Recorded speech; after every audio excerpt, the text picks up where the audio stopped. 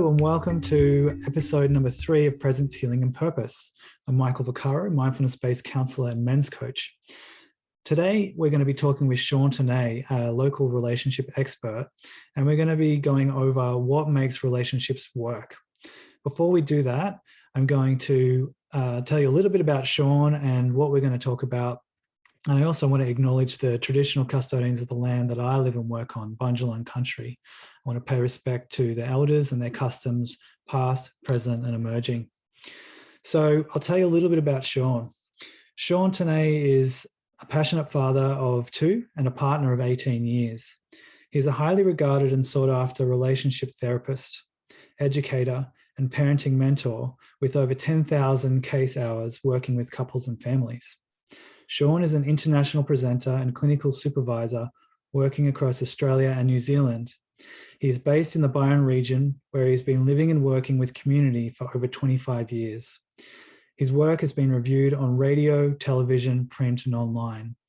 I've had a great time talking with Sean, and I've had experience with him before where he helped me facilitate a relationship forum with Interrelate. And also, I've received some couples counselling with my partner some years ago and just found that extremely helpful. So what we're going to go over today is we're going to talk about the dance of the relationship.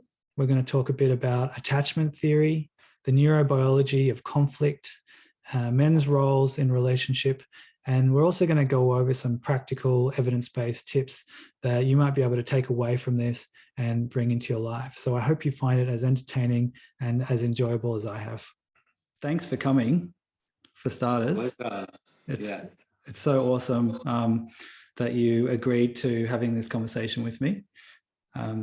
As I've said to you before, I've worked with you personally and professionally, and I've had nothing but positive reviews from the people in the community that talk to me about you.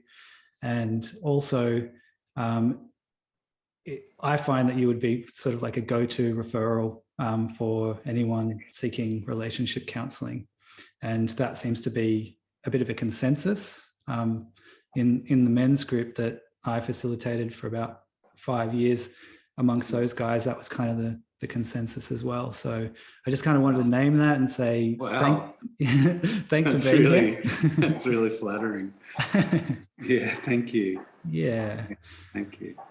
And I thought it could be good if we just I would like to know more about you. And in particular, when you kind of look at what you've done and the success you've had with this, how did you get to here? And did you start off planning to get to here? Yeah, it's a great question. Thank you. Look, firstly, mate, thanks so much for having me and hosting me on the show. And, it's really humbling to hear that introduction. And it means a lot. I feel quite validated and affirmed in that, and a little bit emotional actually. So it is appreciate it. Yeah. Yeah. Look, it's been a really diverse and interesting journey for me.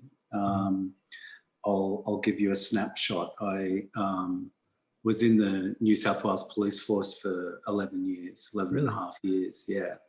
And worked as a uniformed police officer and a detective in CBD Sydney, and basically left that profession with 2 things. One, kind of undiagnosed PTSD, and secondly, pretty heavily in substance abuse. It's kind of really numbing out, and I left also at that time, opening up through getting involved in some meditation practice and spiritual practices that were, I guess, profoundly important for me in starting to shape the next part of my life. Is it okay to share what those were? The practices? Yeah. Well, mostly they were, I guess, reconnecting with my heart space and undertaking kind of sit down practice meditation. Didn't really have a guide or a guru at that time, or a particular practice that worked, like I guess a well-known meditation practice or something. I was just doing my own thing and learning as I was going along. But it started opening me up, and that was the significant bit and the important part. Yeah. And just broadening, I guess, my sense of myself from a very rigid and closed up place as a police officer to more of a sense of myself as a man and a human and a spirit, and a soul, I guess, in this kind of creative journey of the universe that we're all involved in. So that was really profound and important. And what came out of that was, obviously a understanding that I needed to move from that environment. And secondly, a deep desire to kind of deepen and learn more about myself from different philosophies and perspectives. And so kind of at that time I was in Sydney, and I sold everything, broke lots of conditionings that were, in my psyche and my makeup at that time, which was, pretty scary and hard, but also really exciting. And like many of us, moved up to the North Coast. This is kind of 22 years ago, to find out a bit more about myself and go on a journey, really, and a quest. And, I spent some time working and living on a permaculture farm, which was really amazing. It just kind of helped me really settle my nervous system, and there were some really amazing thinkers and people being attracted into that farm at the time, and that's a really profound part of the journey for me. But one of the things that really interested me around permaculture, and it's not the only reason I ended up in this work, was that I really got fascinated around that idea of the zone zero. So in permaculture, there's all these different zonings, and at that time there was a lot of more philosophical ideas around permaculture, around this idea of zone zero, which is ourselves in relationship to nature and the environment. And I think that started really fascinating me about, for me, wanting to be more understanding of myself, but also understanding of myself in relationships as a beginning place to being more alive to, aware and in action around myself in the environment. And I guess they were the beginning places of moving into wanting to work in a therapeutic setting. But also what happened is that I guess around that time I was really, I had all my chakras were aligned, and and being playful with that, of course, and I was kind of well Byron connected. Bay terminology. yeah, totally. I was well connected into what felt like a higher, divine, universal force. I was absolutely terrible at doing relationships, and and I just could not figure out how to be with woman, and it was hard and confusing because I also had this other experience that felt otherworldly or something, like connected well into the spirit world. So, and I don't think that's a very uncommon experience for people in the Northern Rivers. I was going to say that very thing. It's almost like sort of that classic model of starting off in chaos and then finding liberation and going up and out and going, wow, I see the light.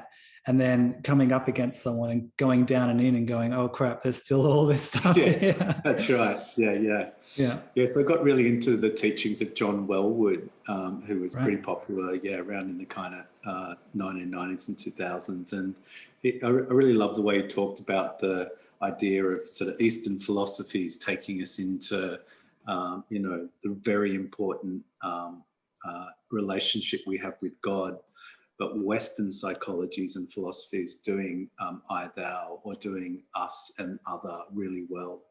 And that was a little bit of a game changer for me, because I started doing my own therapy, and and it helped a lot. And it also, I guess, refined me in my thinking around myself in wanting to support relationships for all sorts of reasons, whether it's about the permaculture or, imagining myself in a role as a therapist or otherwise. But it helped, and I guess from there was an unfolding into learning more about Western philosophies and psychology, and then undertaking a whole bunch of training as a Gestalt therapist is my core training, and beginning a practice sort of 15, 16 years ago now. Wow. Yeah. That and there's could be, one other. Go on. Oh, so there's one other little piece in the pie for this, which is that was lovely, and around that time I'd met my wife, who I've been with for 18 years. And well done. Yeah, thank you. It's pretty cool. It's very cool. And when we started a family, which was just at the end of my training, we started a family. I remember this this really amazing moment, scary but amazing, where I was sleep deprived and holding my son. And at that time, we kind of had this, we were in this premises that was a little higher off the ground, had a balcony. I was going, gosh, I could just drop him over the balcony. This would all be over, and of course wasn't going to do that. But It was just a real kind of, it's a real moment when I went, wow, you know what? I really want to work. Like, no one was telling me this as a dad or a man. Like, no one was saying to me, everyone was going, this is going to be awesome, you'll love it, it's great becoming a parent. But no one's going, you know what? It's really hard as well. It's a journey. And I felt I was very passionate in that moment to want to start helping other men in that transition into fatherhood, because I didn't feel like I had either elders around me. My dad didn't know how to do it, and perhaps other men who could support me on that journey. And so that was the beginning of opening up and moving into working in relationship therapy. And it was a fairly easy jump from there to wanting to support couples. Yeah, okay. Yeah. There's so many things that you just touched on that I would love to pick apart and get our teeth into. Sorry if it was too much. No, it's fascinating. It's so fascinating and on point as well. I guess maybe we can just for a second, or as long as we need to, talk about your experience with Gestalt and what that means for you and how that informs and relates to what you do now. Yeah, for sure. Well,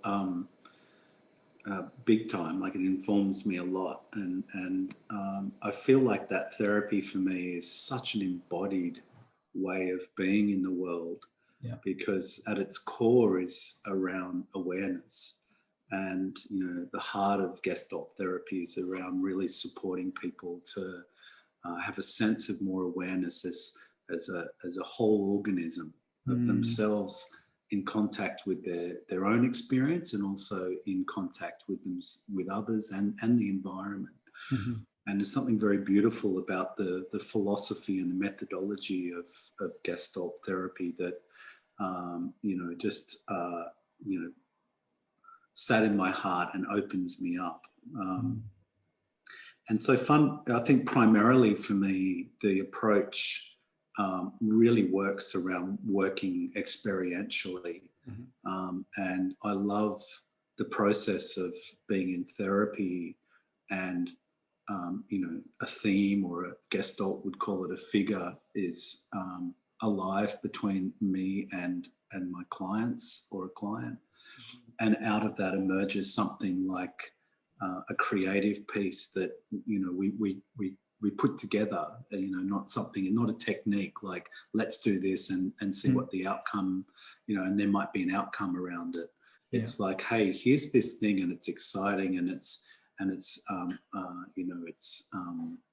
spontaneous, and it's organic, and let's build on that and see what we can, where we can journey together in that experiment. And of course, there's all sorts of principles and guidelines for doing that safely for somebody. But I love that way of working, and it brings such a immediate, alive process to being in therapy. Yeah. And that can be very simple, from, tuning into someone's somatic experience right through to doing, fairly dramatic movement or sand tray or art pieces. And I really dig that about the Gestalt approach. Yeah, right. Some years ago, I came to you with my partner to get some therapy, and I was really taken aback by, I think it was like the second session, we had this moment where we were all sharing, and I touched on something that was really real for me. And I looked over at you, and you're sitting there almost looking as upset as me, and tears coming down your eyes. And I was immediately taken aback by like the authenticity and the embodiment that came from you in that moment, and how that actually, what that did for me in validating, processing, and then releasing some of the tension around what I was experiencing. What's actually going on? How do we sort of access that level of connection with someone, and what's actually going on in that moment? Yeah, it's a great question. And I mean, I think some of it is, I guess, a more attuned empathic muscle that's been developed over a long time. And I guess in a clinical environment, I can really feel times like that where my heart is open, and it's easy for me to access the felt experience of the person I'm with, and in some ways share the emotions that they might be going through, or have my own, be impacted by that in some way, and be alive to the emotional experience that brings up for me. Sometimes there's a social... Oh, sorry, you go. I was just going to say, and I guess the therapeutic key, if there's any therapists tuning in, of course, is that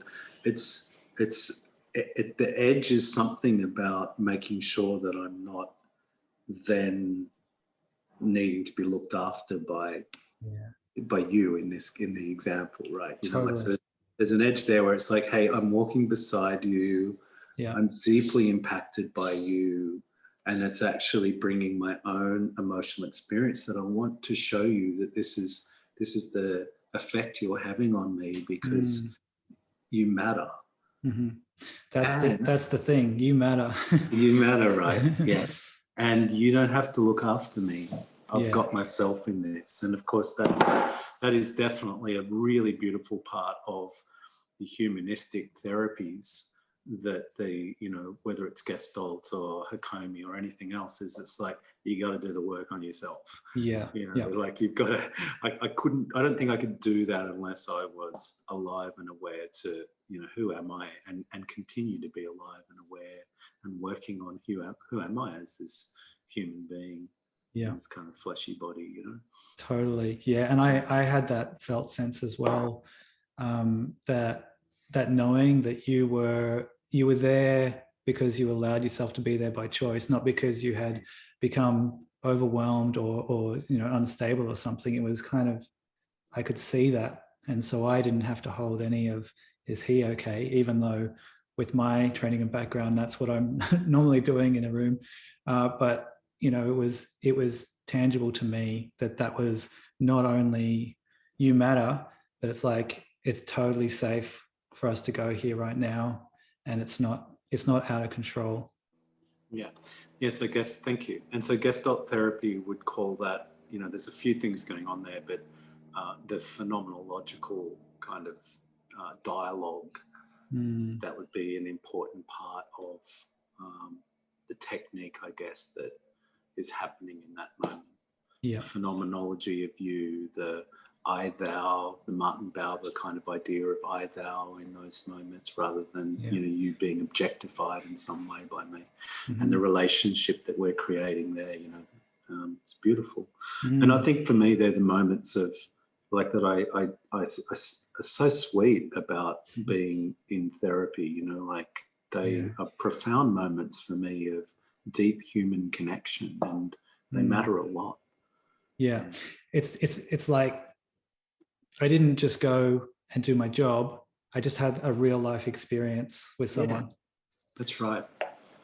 And you're sometimes as you know, like that, it's that moment that is of most support for someone, rather than how clever I might be in doing other parts of a therapeutic process. Yeah.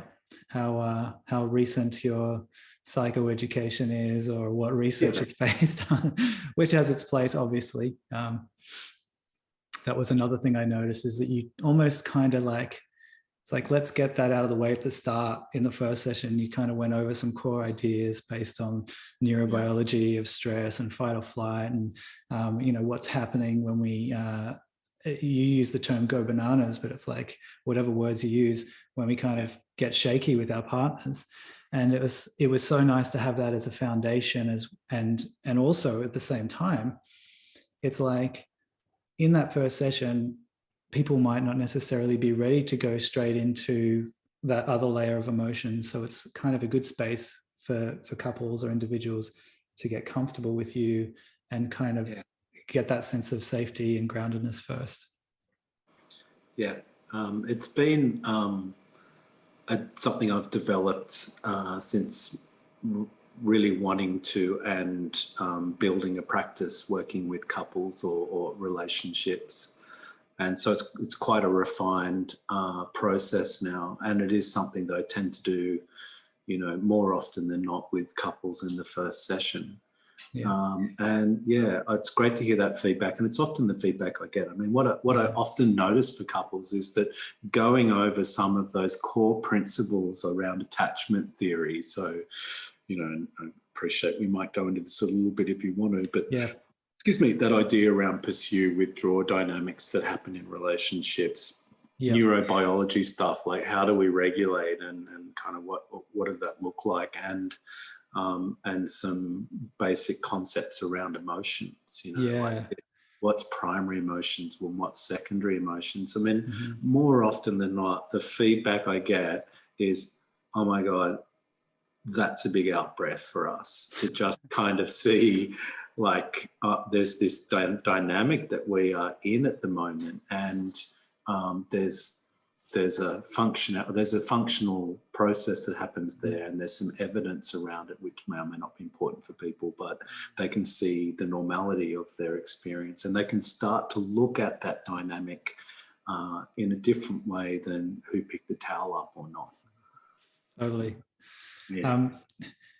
This kind of just popped into my head, but would you say that sort of in the past, in community, in tribal situations, I imagine that would be in a lot more regular, close proximity to other relationships? You'd be spending more time around your parental relationship throughout your lifespan, your grandparents' relationship, your sister's relationship, and that normalizing experience of seeing sort of in a non-information kind of way, just in like a visceral way. Do you think that that's part of what we've lost and why it needs to be re-educated in couples therapy? Yeah, that's a really good question. Look, maybe, you know, like it's hard to know. I don't have enough knowledge or learnings around that, but intuitively I can see the sense in that. And I can also see the sense in, I guess, in those Indigenous environments, tribal kind of vibes, that there's also social norms that are about the survival of a group of people that I imagine would play a really significant part in how couples need to stick to a set of principles or guidelines or values that would underpin the community and the safety and vibrancy of that community. And I think that would be really significant. And I think there's something about individualism or the fact that we live quite separately, that means that there's a lot of room for expression within relationships, and a lot of room for actions within relationships that can both be exciting and new and vibrant and important, but also can really threaten the threads of a connected kind of monogamous relationship, which is what I'm speaking to here, and potentially I appreciate could be being very heteronormative. So there's that part of it, but I also think we live longer, and I think that till death do us part is a different game changer. And what I think happens, sorry, let me kind of go back to that first piece that you were saying. So, I think what that means then is that some of the community standards or rules that might have been important and vibrant in a tribal setting can be dispersed, or can have a much broader lens or landscape in a kind of contemporary culture. But there are standards and kind of golden rules that we know through the science of neurobiology and the amazing research around attachment theory that actually really help, and in some ways kind of reconnect us back to probably some of the principles that played out organically in those kind of more tribal or community environments. I'd love to go into that territory a bit and kind of explore some of those core concepts that the research highlights. But before I do that, I just thought it would be nice to hear, in your experience, sort of just as a personal speculative perception of what goes on, why is there such a challenge for couples and what actually is it that's going on for them? What's going on that we have such a high rate of divorce and even domestic violence, and what do you think, just from your own experience? Well, I think there is a few things that are at play, and if I bring it back to an individual level, I think that there still often isn't enough awareness or understanding of our own processes as a human around how we receive or take on the information or the experience of being in relationship, how we process what that means, and how we communicate what's actually happening for us.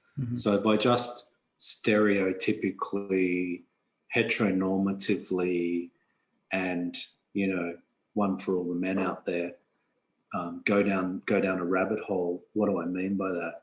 I mean that there's still a bunch of men who are so conditioned around it's not all right to do your emotions. It's weak to show that you're feeling vulnerable, and how that ends up playing out in a classic way in relationships can mean that men can be angry, men can be shut off, and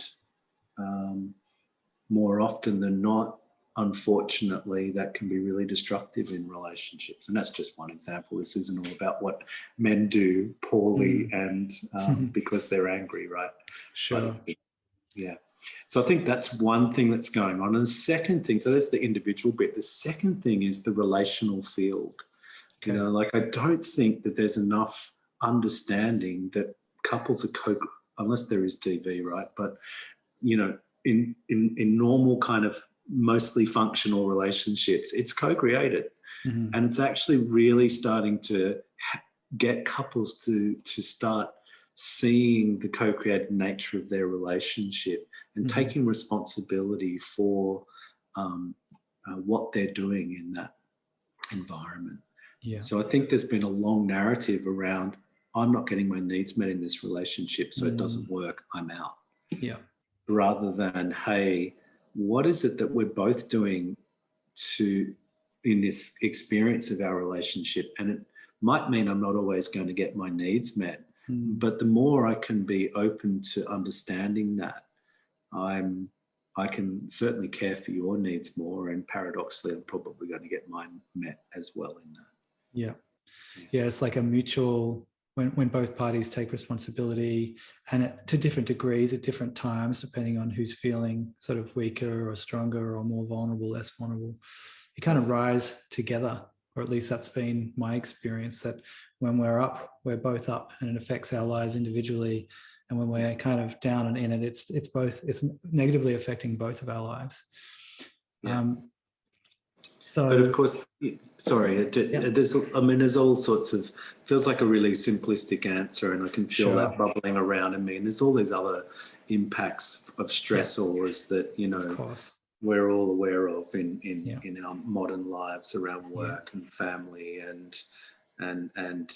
overpopulation and everything else that's going on that totally. Of course adds lots of pressures. And one of the big ones, as I was saying earlier, is around the fact that we live so long. And I think there's that kind of philosophical question: are we meant to be with one person forever? And I still think that there is a cultural norm and narrative and maybe inherent desire to be coupled with one person more often than not. I'm not saying everyone has this. We kind of go into those long-term relationships. We don't think, I'll give it 10 years. Maybe 15, we'll have a couple of kids, I'll be done by then. It's kind of like inherently we're going till death do us part. We kind of don't come into those relationships thinking it's going to be short-term. Maybe when we're younger, there might be a little bit of that going on. But so there's still that vibe, or there's still that narrative. It's still a cultural norm. And I still think, so I do think that the pressures that are on modern relationships in this kind of big global field, and some of them we've just talked about before, they play out when partners are living for such a long time. And there's kind of, I was just seeing as you're saying that, two sort of ways there's probably more, but two main ways that we could look at till death do us part, which one of them could kind of be really problematic, as we come in with the expectation of, I put my hand up for till death do us part because it's really good right now, and I reckon it's going to be like that forever. So you're my one that, let's keep this thing going, which is of course not what happens. It's unrealistic because we're always changing and evolving, and that sort of contact we have with someone tends to stir what's laid dormant before we've been that close with someone. But then the other possibility is that actually it's a spiritual path, and that we can use these things that bubble up from within inside us and the clunkiness between us as sort of an opportunity to look at ourselves and reflect and grow and expand, and therefore changing, like the death to do us part, to seeing that as the benefit, that it's a different, changing the expectation likely changes the likelihood of kind of crumbling apart. Totally, mate. I think there's real value for couples that rather than using that cliche till death do us part, it's almost like, till we've finished evolving or something, like there's real values for couples to see that they're one of the rhythms of their connecting is about, how do you support my evolution as a person? And I guess when they're doing that collaboratively, when two people, again, in a classic sort of stereotypical couple, two people coming together, when they have a sense of the evolution of themselves as individuals and in the relationship, it then is about how long that evolution supports, the unfolding of an experience individually and collectively. And that might be beyond this life, right? Who knows? Sure. Or it could be just 2 years. Yeah, absolutely. It also reminds me of the concept of the obstacle is the path. So when, every clunk that we come up against, rather than seeing it as something that's blocking us having the relationship we want, it's that the relationship that we really want, it requires us to actually contact that hurdle and then grow through it in order to get that relationship we want. It's required for the relationship we want. Totally. Yeah, and I think that's such a tricky edge in relationships, and often I guess the presenting piece when people come in is the obstacle that's there is, do we have enough insight? Do we have enough juice? Do we have enough resources and capacity to navigate us a way around that, whether it's through an evolution or a spiritual lens, whether it's through just a functional doing life lens or anything else. Yeah. And that's the piece, I guess, that is most often what people present with, is this sort of obstacle that comes up between them. And I guess when, regardless of whether it's through a therapeutic process or any other, when couples, as you're saying, can kind of work through that, they often, there's a developmental approach, it's a different way. There's a developmental model for couples. And just like there is for children. And often when couples can reach that place where they differentiate to being a more individual person and yet have capacity to become confluent or enmeshed with the other, and have that beautiful we space, and so the movement has that differentiated individuality and a capacity to move into a I, thou and a we place. That's a very powerful statement to the relationship. That's a beautiful way of looking at it, actually. Yeah, just seeing that there's a lifespan of evolution to take into consideration, rather than just wanting the pot of gold at the end. Yeah. So maybe it'd be good to hear a little bit more, like you mentioned, attachment theory and some other concepts around this. Are you able to share a little bit with us sort of what you find is most useful to reflect on? Yeah, totally. I mean, I think absolutely the bee's knees for me is something about helping couples understand the dynamic at a meta emotional level, and for them. And so one of the best ways for us, just getting a little bit to sorry, I just get you to characterizing. I just get you to repeat that again, because it went a bit fuzzy. It clonked. Yeah, I saw that. So one of the best ways for us to make sense of that in our brains is we love characterizing, and attachment theory really helps us with that. Excuse me. So what I love about attachment theory is that it, the 1990s was the decade of the brain, and tons of research came out around that. And that's been great. I mean, I'm not very scientific, but it's helped me make sense of some basic neurobiology, which I think is really great in understanding, for example, trauma, and supporting our clients with the theory around what's happening for us when we're dysregulated. And attachment theory really parallels what our brains is doing when we're in relationships.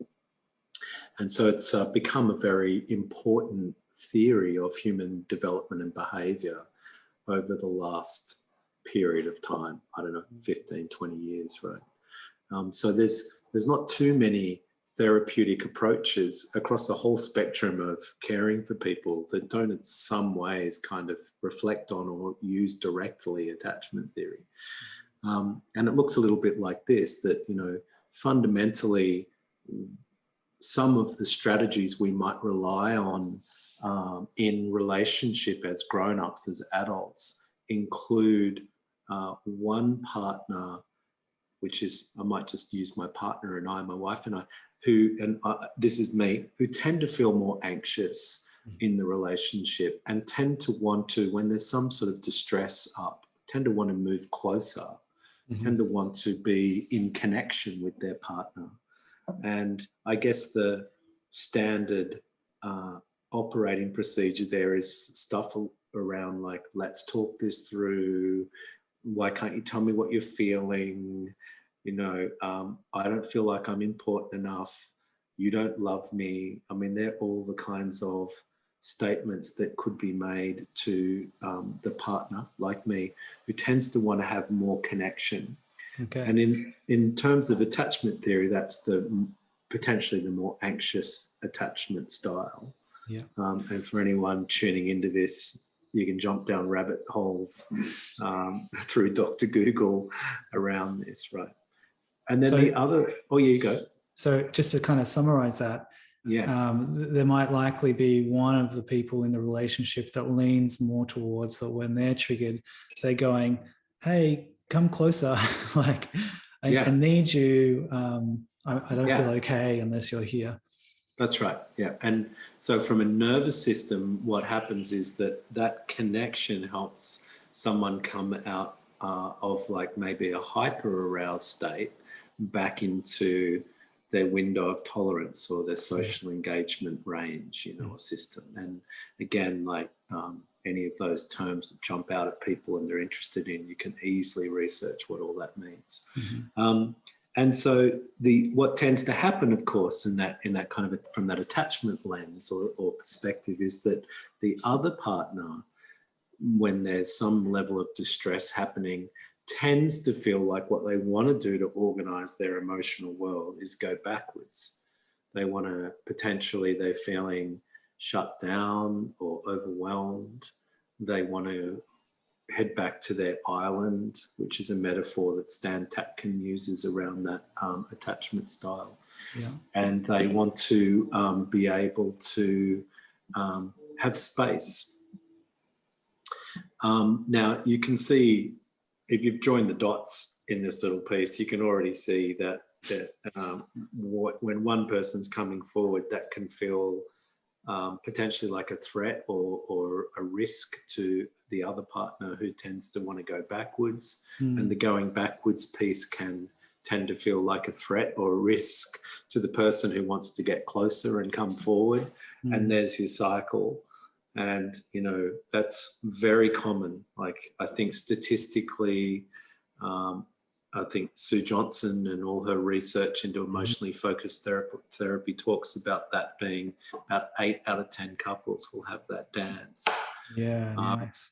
And I've just been looking at Hold Me Tight, that book of hers, talking about that and that evolution of the research on attachment theory, starting out looking at children and then moving on to how that actually works pretty much the same way as adults. So we kind of bring it with us, and totally. It's the result of our upbringing. Is that right? Yeah, that's right. And so, we, for instance, for me, with the more anxious, I mean, I would say I'm securely, I have earned security, through personal work. But when I spike, I can be more anxious. And so the tendency is to, if I work down from the behavior of wanting to get closer and, we need to sort this out. Like the tendency is the introject or the story I have is I'm not important enough, or maybe I'm not a priority, or I don't feel heard. Under that is some secondary emotional layers, like I feel anxious, and deep down is something like maybe I could be rejected or abandoned here. And that primary wound is the one that you're referring to, that might have come out of the experience of what it was like being parented or cared for when we were very little. Thanks, Mum and Dad. Yeah. I love my parents. They did a great job. So but we all have it, right? We've all got we're somewhere on a kind of like a spectrum of not only which side we're on, but how intense that experience is for us. And I like that you mentioned that for you there was an evolution, and that it's not that you kind of stuck with it, because I have had the same experience in my relationship, also being more anxiously oriented, and then becoming more securely oriented. However, I think that there was a little bit of a dance there for me around, is it coming from well, fine, then I don't need you, which is kind of like this disconnecting, like I'm not triggered by you not meeting my anxiety because, I don't care. I'm like, I don't, I'm kind of beyond you. I don't mind if you go or we stay. And then there's another version of that is, that's okay that you're there because I have the ability to soothe, even though I do feel this. I'm not going to put that on you right now because I can see you have a need too. Yeah. And for me, it was kind of like I had to bounce back between those two versions of it before I sat comfortably with I'm okay, you're okay. It's great. I love that. And that feels like such I guess that's what great self-process can support, whether again it's through couples therapy or individual therapy or any other way. Like building up more awareness and more strategies and resources to change what could have been, for me, when I wasn't doing that, demanding more pressure, more like, driven by this old wound that comes out as like, you don't love me and, why don't you want to work this through or whatever it is, right? And it sounds anger, very dramatic. But it's very common, right? And, when you're not in it, it sounds dramatic, but in the moment it feels like everything. That's right. And that stuff like, and then I want to talk a bit about the avoidance side, that stuff is that's where coming back to having some understanding about regulating in our nervous systems and how our brains work can also be really valuable when we want to cognitize all of this. So, those behaviors that I have, which are dramatic, they're old, they're coming from that part of my brain where I'm having a limbic emergency, I've kind of gone offline and I'm not able to really regulate and think my way through, feel and think, kind of have the good integration of what I'm feeling and also what I'm thinking that might change what I'm doing in that kind of co-created place with my partner. It's not all about me, it's about kind of us when it comes back to the relationship.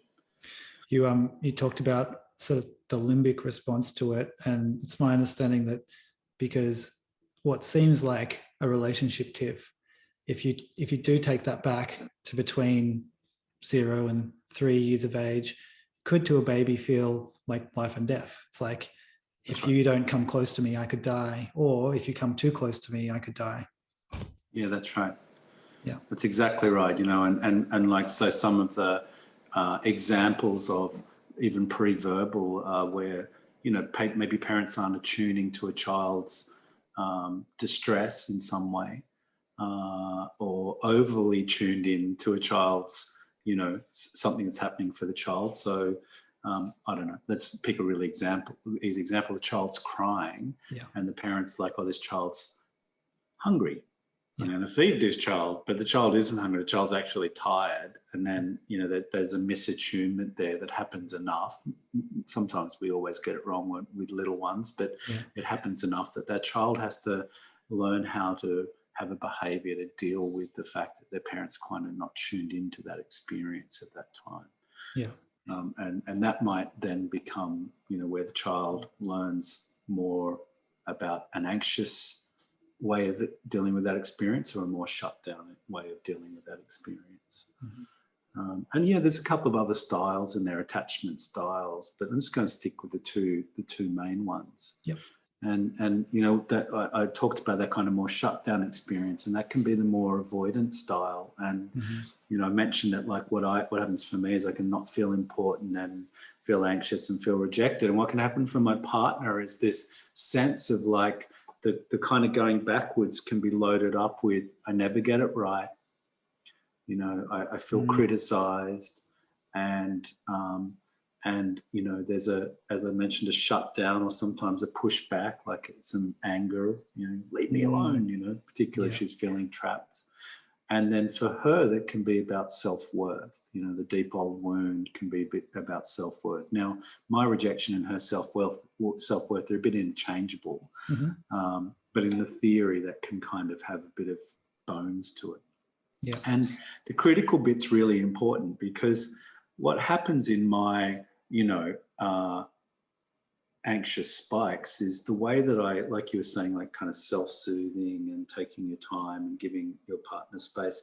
When I'm not doing that, whatever I load up into, usually the way I communicate it, just has anything that has a you in it. Hey, honey, why don't you spend more time with me? Or why don't you? And that's right. And the you for her feels like that. It's, it doesn't matter how skillfully I might do that. It ends up for her going, well, we spent time together last week. Like, because for her, that's big, Yeah. And that's where it builds this, I'm not enough. I never get it right. I'm just, I'm not adequate, can be some of the old attachment statements there for her. Yeah. And what she had to learn as a little one was, I got to go figure this out by myself. Yeah. And so that's why the movement is back a bit. Now, there's two really important things in this. Like, that cycle then creates those criticism and defensive cycles. And so you see that a lot, where one person's feeling criticized and the other person's being defensive. Mm-hmm. And the other thing that happens is there's a difference in kind of often emotional, not so much emotional intelligence, but the speed of that. So usually the more anxious person might have more understanding around how they're feeling, and the more avoidant person might be, I don't know what I'm feeling yet. And that often becomes a really important part of understanding that cycle as well. Yeah.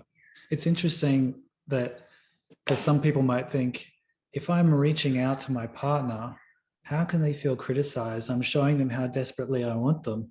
But when you're in that limbic response, it can really often be that your tactic isn't as wise as it would be if you were regulated. And it's more like you said, that you, and if it comes out like, why aren't you close to me? And, you don't do enough to show me how important I am. Then, yeah, of course, that person's going to feel criticized. And if they don't have, like, if they're a little insecure around how they show up in the world, that can touch on all of those wounds. Absolutely right. And, like if we, it's easy to join the dots when we think about if a little person had enough experiences of feeling dismissed when they were looking for intimacy or care from a caregiver. Usually that avoidance style comes from a dismissive parent or one who's not even around. Yeah. Or caregiver, it doesn't have to be a parent, right? But some attachment figure, if we use the kind of right language, and they're not around. And so, they're dismissive. It's really scary for the more avoidant person when they've got a partner going, come closer, or, be in a more intimate connection right now. And we have to work this out right now. Yeah, that's right. That can be terrifying because they didn't get that coaching. They didn't get someone helping them organize their emotional experiences around get closer. They got probably better to sort it out by yourself. Now you can watch these experiments. They're out of the research by Mary Ainsworth, one of the really big pioneers around attachment theory, and it's called the strange situation test. And you can actually watch those on YouTube, and you can see what happens in those tests, and you can see how she kind of built the basis of her research around those two styles in particular. I remember watching those when I was studying counselling. Yeah, right. And it's so fascinating to see, how much work went into understanding this. And she took over from and worked with Bowlby, is that right? Correct, yeah. So John Bowlby was sort of the original sort of discoverer and finder around attachment stuff based on research on orphans after World War II. And then I'm not sure if he worked with Mary Ainsworth. He probably did, but she just picked it up and took it to a whole nother level around relationship stuff and parent-child dyads. Yeah, and look, what I want to say really, really importantly is, like, again, like, we love characterizing and we love pathologizing. It's how our brains work. And what I would say to anyone listening into this going, oh my God, I'm a bit of both. Yeah. Fair enough. There's no doubt when I'm talking to couples, sometimes couples really neatly fit into that dynamic, and I do with my partner. But I know there's lots of couples where there's a different dance going on, and there's more changing. There's more. Sometimes I'm coming forward and he or she's going backwards, and maybe the other way around. And what's really critical is not so much, when you talked about me doing that as an introduction or in the first session, it's fantastic to help lay some ground. But what's really important for me is actually really helping couples understand what's important is that they're in a dance, not so much what the dance looks like. And I think what's so valuable is wanting to be curious and understand what is happening for my partner in these moments when we're getting distressed, and what's happening for me. Because the more we do that, it's like we have each other's instruction manual, not owner's manual, but instruction manual. And that really helps me know more about my partner and how to fine tune these bids that we have for connection in relationship. And we give you an example of that. Like you talked about, my job, my instruction manual clearly articulates that when I self-soothe, when I not let myself get too worked up around am I loved or am I important or whatever. So doing that work. But then when I talk to or ask for support from my partner, clearly being able to say, hey, listen, there's something up for me. And when you're ready, I would appreciate an opportunity to chat or have a hug or something, because I haven't mentioned anything about her. All I've done is invite her into connection when she's ready to come into that. I've given her the space, because her instruction manual really talks about, she needs time to organize her thinking and her feelings around where she's at in the relationship. And my invitation in that way supports her to come in the time that she needs. And her job is like, she's got to take a bit more risk to not just go backwards. My instructional manual says that sometimes I can really feel like I'm not important or I'm not a priority or whatever. And knowing that means that even if I'm a bit clumsy in my language, I'm not actually telling her she's not enough. Yeah. And I really need her to sometimes just come in and look after me and take that risk. And importantly, tell me more about what's going on, because even if she doesn't know and she can say, I don't really know what's happening for me right now, but I just want to, when I do figure it out, you'll be the first person I know or that I tell, that really helps me. That helps us do that co-created part of the relationship. Right. So I can see from what you're saying how just initially, just understanding that dance is important, and then eventually spotting when it's happening, and then having enough emotional intelligence, mindfulness, self-regulation to be able to soothe yourself and then give that helpful response. Totally. And what I often say to couples is like, let's co-regulate, like let's get out of the narrative as quickly as possible when that cycle's starting to unfold. Firstly, like, I think you talked a bit about in your introduction, like going bananas or something, but, like finding a name for it or doing something that just helps us kind of interrupt how fast it is to go from a regulated place to a dysregulated place, because that's our limbic brain. And, if we've got trauma, that'll happen quickly. But when couples can start to slow that process down, that's so valuable. And when we co-regulate, what I mean by that is work up the brain structure. I mean, the first thing that fires when we're feeling some distress is the brainstem. Yeah. It's all about breathing and touching and eye gazing and movement and swallowing and these basic reflexes. So if there's something that couples can do there to come into some contact, to catch a breath together, if they feel safe enough, a bit of eye gazing, something they can do there to just co-regulate. No one's talking about who left the towel on the floor yet. Yeah. And then sorry, go on. Oh, you sure? Yeah.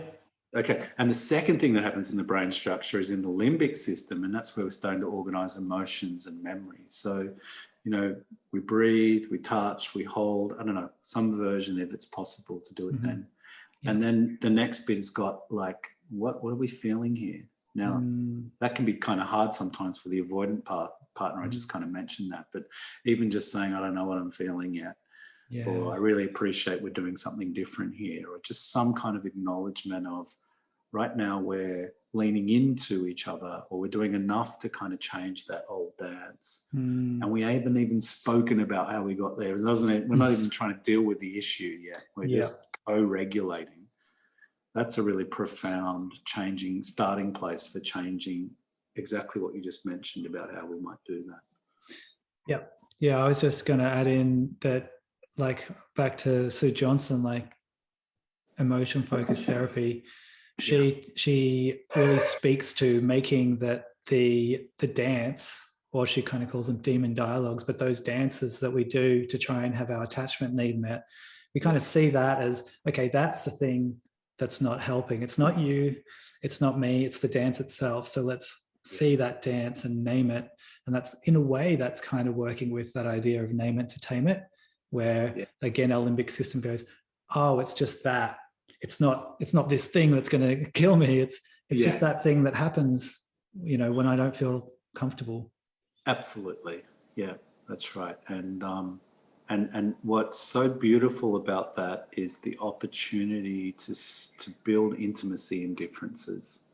That's what I think is the ultimate kind of goal in some ways around modern relationships. It's like, and it's that rhythm of we can be in that we confluent space, and we can be individuals. And it's the moment when I can go, I deeply honor your difference.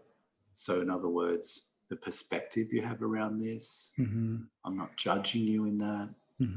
I'm understanding your emotional world, and I can care for that because of the relationship we have, and I'm a human being, and caring for emotions is, we're hardwired around that. And you can do that for me. And somewhere in there, maybe we'll solve the problem about who's supposed to pick the towel up. But even if we don't, at least we are building intimacy. And often, as you said, the pathway to that, the bridge to each other, is around how we look after those primary emotions, those emotional worlds that we're feeling. It kind of loops back to what we said earlier about both taking some responsibility around letting the other person know you matter, like your experience matters, and it's not just because it's different doesn't mean it's invalid or wrong. And then all of a sudden the towel doesn't matter so much. Absolutely. I'll pick, I often say to couple, I'll pick the goddamn towel up every single time if my partner hears and sees me. If I feel like I'm important enough to her, I don't really care about the towel. I'm happy to pick it up because there's this existential piece. Like, do I exist to you? Do you see me? And I think it's that's at the core of us, is like, out of the 7 billion people plus on this planet, there's this one person who we've chosen this experience together, and out of that, I really need you to see me. I need to exist to you. And I think, at an existential level, that's the heart of us, isn't it? It's the heart of these relationships, because when we're not doing that, and we've got all of these, we load it up with all of our kind of trauma and our old conditioned stuff, that's when we start feeling like, they don't get me, or they don't love me, or they don't see me. Totally. I get from my partner, it's like, when we're feeling connected and she has a felt sense that I feel that she matters, I'll get more responses like, I know that's who you are. It's all right. Like, it's not my favorite thing that you do, but I just know that's who you are, and that's okay. So it's only not okay if she feels like she doesn't matter to me. And it's just a little thing, and we wouldn't, like, logically, if you were to look at the dialogue on paper, it seems like that we need to figure out what's going on with the towel. That's right. We've got to break that habit, though. That's right. Yeah, that's right. And so there's some really good research around, like, the way we start conversations and the way we start, build connection is the way we finish them. And so that's why I love that idea of, like, when we're actually co-regulating, if we can. I want to talk about timeout briefly in a sec. Like when we're co-regulating, it builds such solid ground to actually, when we're coming from that kind of frontal cortex area, you know, when we're talking and we're narrating what's happened, that we've already built the ground to do exactly as what what your experience with your partner can be. I don't like that. It's hard, but you know what? I feel like I matter. And there's a paradox there. It's almost like the more I meet your needs, the more I'll have my needs met. Isn't that amazing?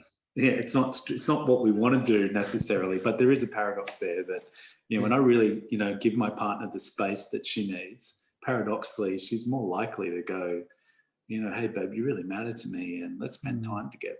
And the more she like loves me up and shows me that I matter, I'm like, yeah, go take whatever time you need. That's cool. It's funny because it feels like a magic trick when you first experience it. And then the only risk is if you end up going, okay, this is what I have to do to get her close to me. And then when it doesn't happen, you're like, then reaching over, come back here, I need you. Yeah, totally. So it's, it highlights how important it is this information and working with it, and how hard that is to see when you're just like out there as a couple without a role model or a therapist or having done some work to understand this. So it's great to be able to be sharing this with people. Absolutely, mate. Yeah, thank you. And I think there's a couple things I just want to mention. I really want to acknowledge that we are, of course, both white and heterosexual. Yeah. And therefore, I can feel in this narrative that I'm missing people from other cultures and sexualities. And I also really want to acknowledge that for traumatized people or neurodiverse people, it's harder. And what we're describing has a certain degree of self-awareness and functionality to it.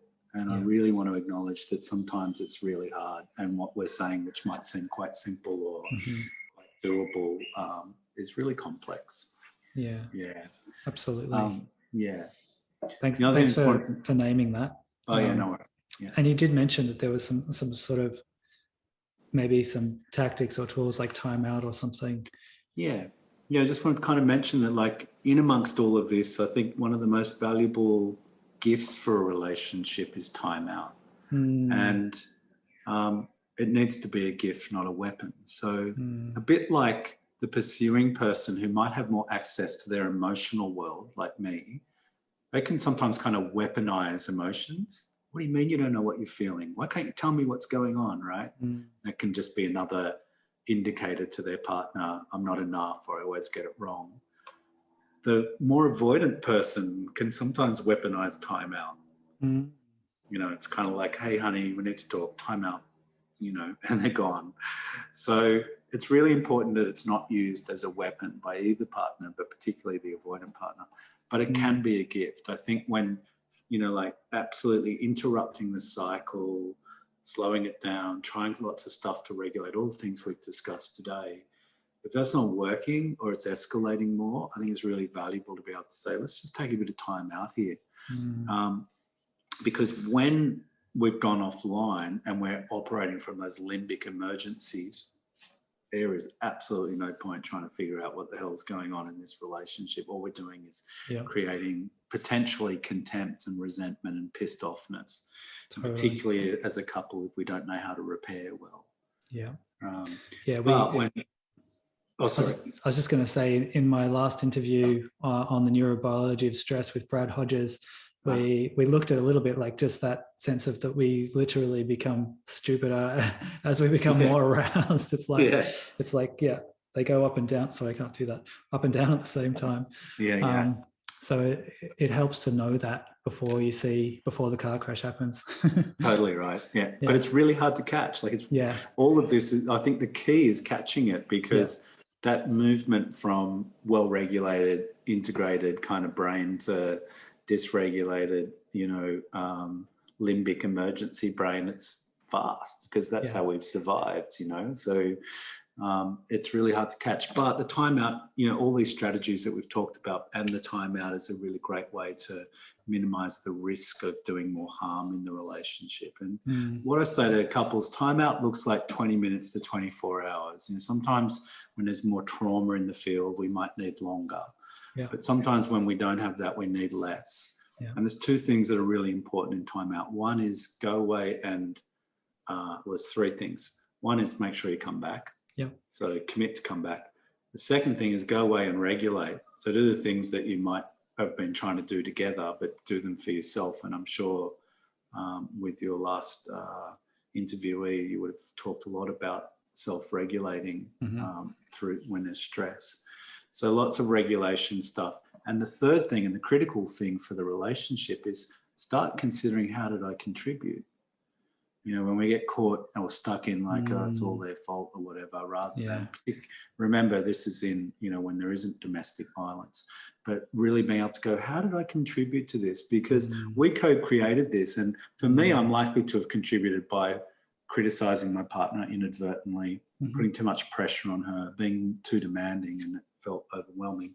And for her, it would have been something like, I'm out of here. I'm shutting down. Yeah. I'm not taking a risk, or I'm being too defensive, Yeah. And so when each of us can take the time to consider that and bring that back into the relational experience, you're looking at a quality repair there, where both of us are learning from that, owning it, and hopefully growing from it. And sort of looking at the Gottman Institute stuff, it's the importance of repair. I mean, if we don't develop or cultivate the ability to do that, we can't really expect to have longevity in that relationship. Yeah. I think the risk in not repairing well is that resentment builds up, and either couples get caught in a grind, sometimes for long times, decades of never repairing or never talking about stuff, but it's just slowly building in the background. Or sometimes they get, it very quickly turns into contempt. Yeah. So repairs, just like in attachment theory, when we're little and our parents have done something where they haven't attuned to us, when they come back and say, hey, I'm so sorry, I didn't mean to yell at you, sweetie. That's actually really can be a very important part of building secure attachment. And similarly in relationships, when we're learning how to do repair well, we're supporting an intimate and connected relationship. I feel it's more important than avoiding trying to avoid fumbling altogether, because we're going to fumble. So, it's like if we can focus on that repair skill, the other stuff tends to work itself out. Some of the time for some of the people. Yeah, that's right. I wanted to sort of name as well in my own relationship that we kind of got into this habit of that time out and also that time in, sort of meeting the need of each style.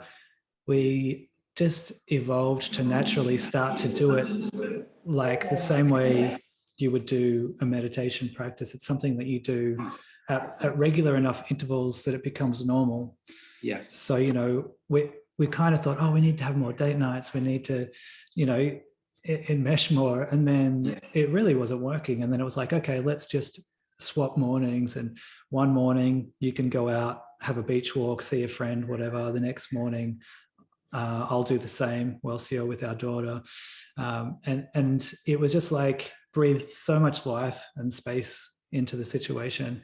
Yeah. And then we were able to then go, okay, well then maybe let's now and again sit down, even if there isn't something up, just sit down and do like a sharing, and you'll spend some time naming stuff without me interrupting, and I'll just hold it, and then vice versa. And it was like getting used to doing it when we weren't in Olympic response was helpful for us.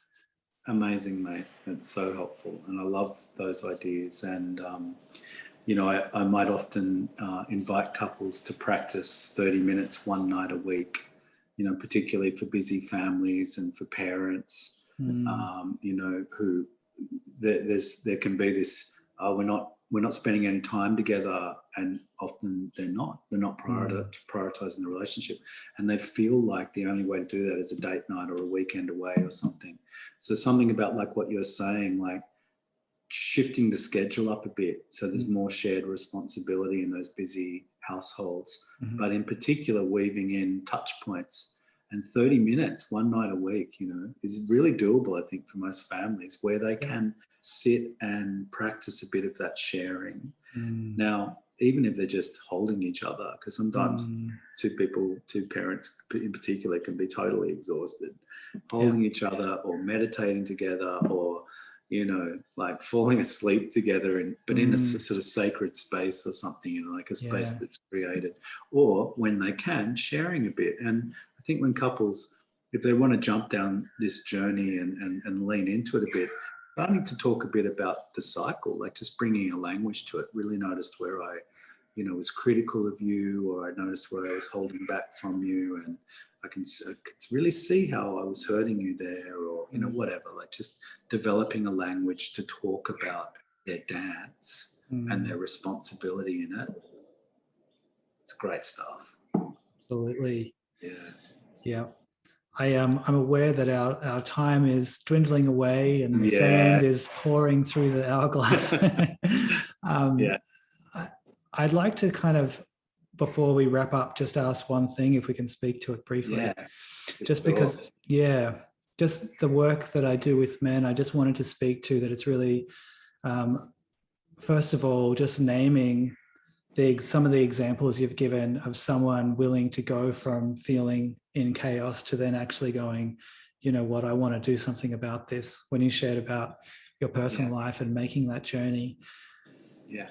And you did touch on it briefly, but, why is it that men might not see that it's necessary to reach out, be part of a men's group, get some support one-on-one, or even go with their partner to couples therapy, and how can we help that sort of that pattern and that stigma around reaching out and saying, I'd like to do better here?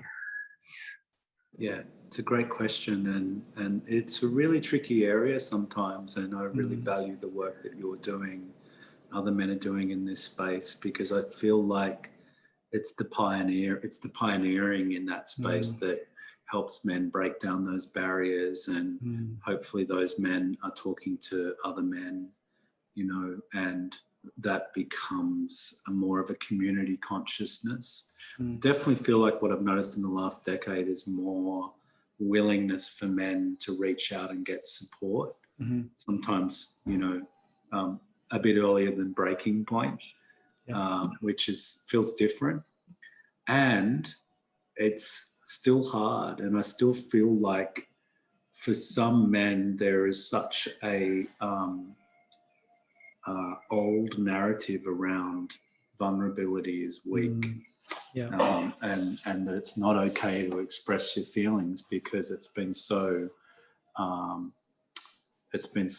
punished or squashed out of them as younger men, and modelled through that kind of deep bit of talks about those generations of underfathering, and that men haven't had fathers around in their lives to help them understand what it means to be a vulnerable and strong man. But we're starting to do that a bit more. The key, I think, or one of the keys, is actually helping men understand, and you know this, right, and I know this, how much courage and strength and all these kind of masculine traits that it takes to do this work. Like, I reckon, I used to be a cop, right? As I said, the hardest thing I've ever done in my life is this work.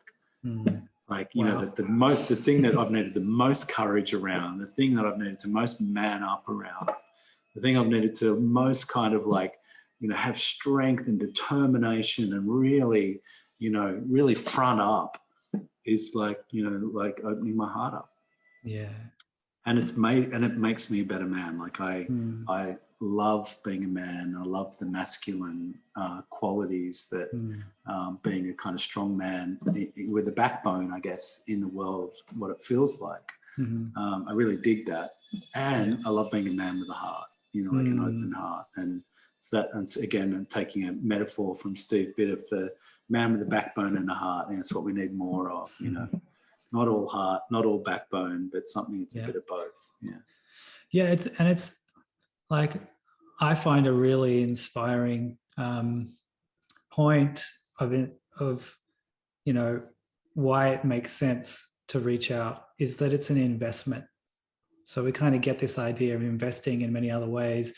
We go out there and we spend hours a day working in a job, or we are literally investing, trading. And, you know, like, if I have this consistent bit of something that I do, it's actually building this future that, you know, I can look forward to.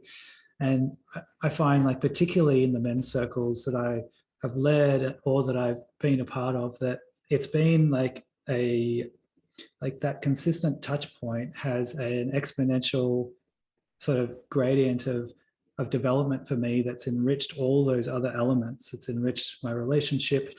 It's taken some burden off of what I felt like my partner needed to hold, because I then found it through men.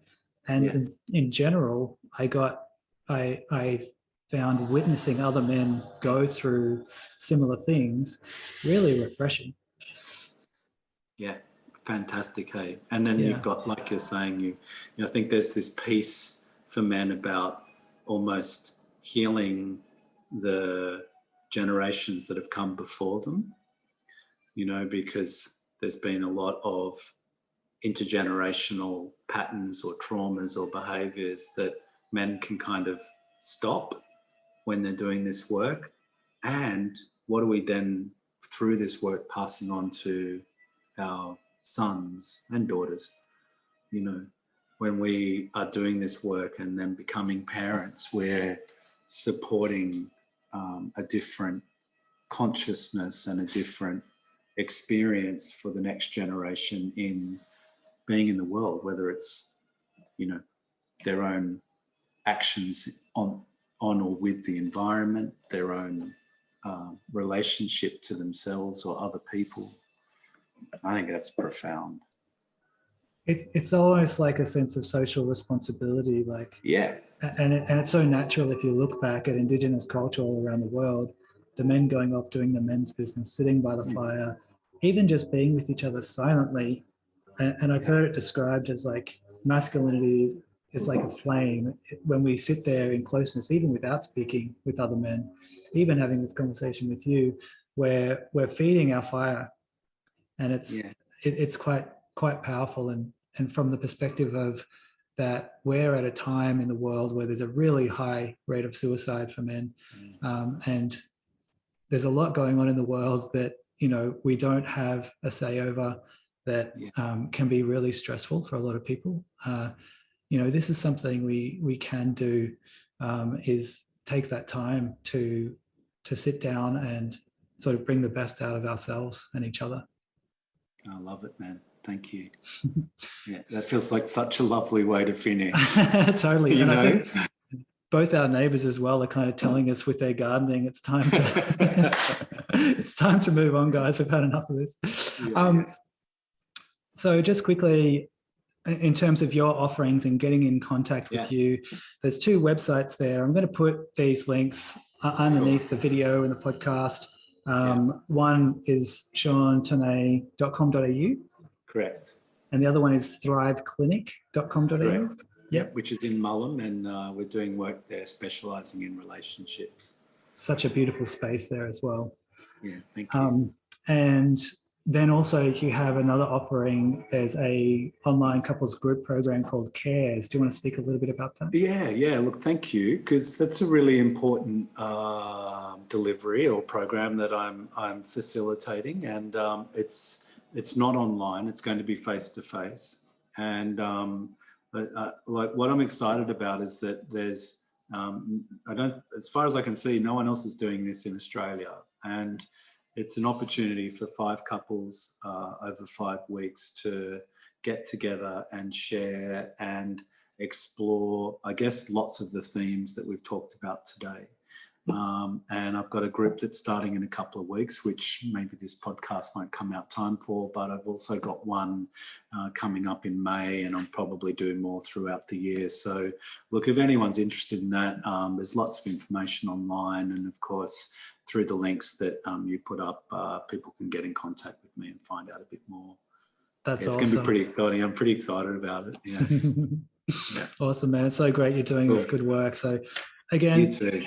Absolute honour to have you, and thanks for sharing your wisdom and experience. I think I've loved this conversation, and I hope it's going to be as useful for other people as I find it, as interesting as well. So thank you. Yeah. Look, it's such a pleasure, and I feel really excited too. And it's I want to thank you for creating these opportunities for us to come together in community. It's amazing. Awesome. Thanks, Sean. Thanks, mate. See you soon, hey. Thanks for tuning in to this month's episode of Presence, Healing and Purpose, conversations that inspire positive change in your life. If you found this interesting and enjoyable, feel free to subscribe, like, share it with your friends. And also, I just want to let you know that this is one of 4 offerings that I send out for free on a monthly basis in my newsletter, The Monthly Value. If you'd like to receive that, go ahead to the description and you'll see a little subscribe link to The Monthly Value. See you next time.